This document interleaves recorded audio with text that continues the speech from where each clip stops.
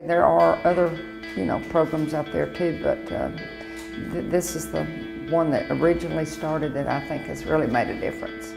People do not realize the epidemic of pets that are just abandoned, neglected, abused, and just left out on the streets, and they just multiply so quickly. And I don't think people realize how important it is to spay and neuter.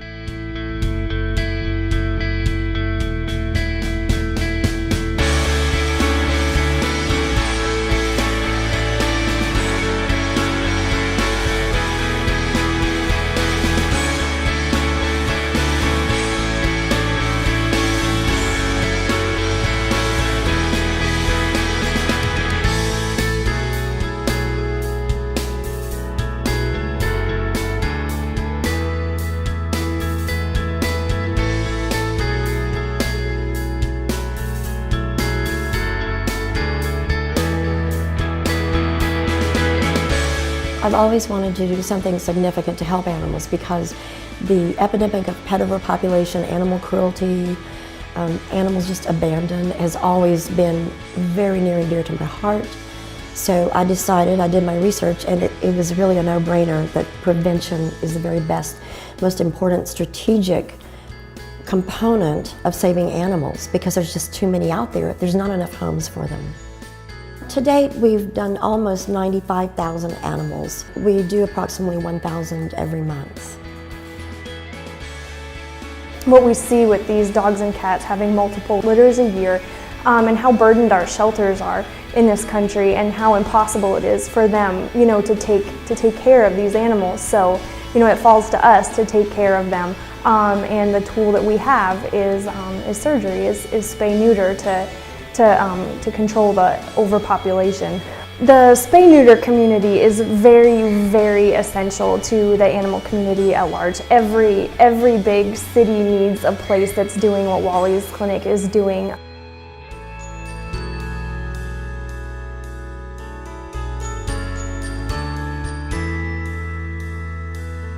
I rescue animals all the time and find homes for them. She just showed up in my neighborhood. Her paws were torn and bloody, and she was injured. I don't know how she was injured, but she was injured somehow. She couldn't hardly walk very well. And so anyway, I just took her in and, just loved her and healed her little paws, and then now we're here getting spayed. When they opened up, I was just ecstatic because I thought, oh, this is great for us. It's going to help us lower our costs. Therefore, when we adopt, we can actually lower our prices to the public when they adopt from us and get the cats the quality of care that they need before they go into their new homes. There's always going to be a need. We'd like to think there will be eventually. No need for cat rescue, but I don't think that's ever going to happen. But the number of calls, the volume of calls that we're getting, I think has been impacted by Wally's.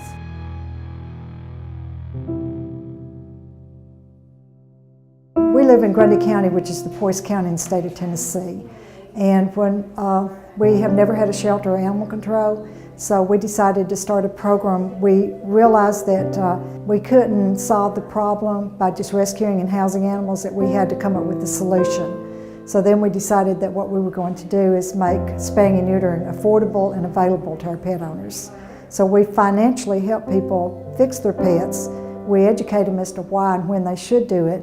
And then Eileen, by sending the van into Grundy County, which is about 50 miles away, that helps us be able to make it available to our pet owners, because the closest, we only have a part-time vet, and the closest veterinarian was 30 miles away. Cats can have 3 litters a year. I never even realized that. Can you imagine that? And they can become pregnant while they're still nursing.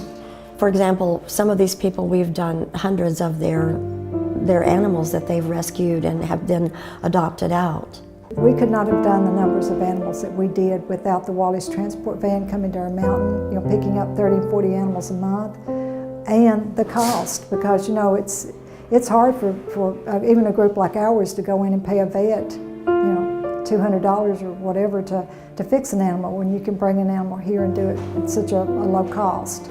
And they need help because they have to pay their vets and they have to pay their staff.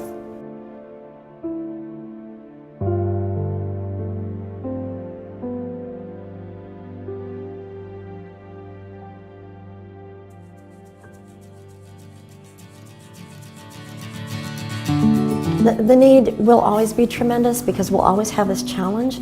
But yesterday I got a flat tire and I stopped in, and the gentleman that was helping me said, "Wally's, I've had 5 cats there already, everywhere I go in the community."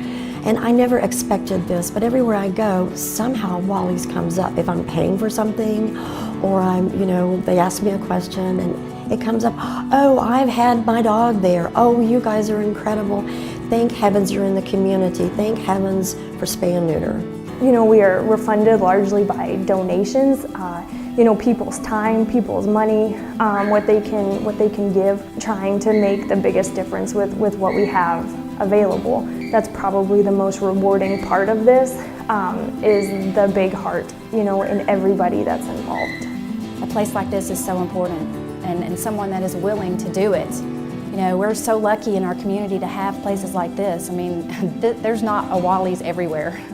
The more we can keep this place running and do donations for helping people like that really don't have the money, I think that would be another valuable impact to the community. Donations from the public are extremely important because they enable us to give free spay and neuter to those that cannot even afford our low prices. There are people we do believe that people will do the right thing. We know now they will choose to do the right thing if they can just get accessible spay and neuter. So that's why we need donations to help those that cannot afford the low price that a spay-neuter clinic can offer.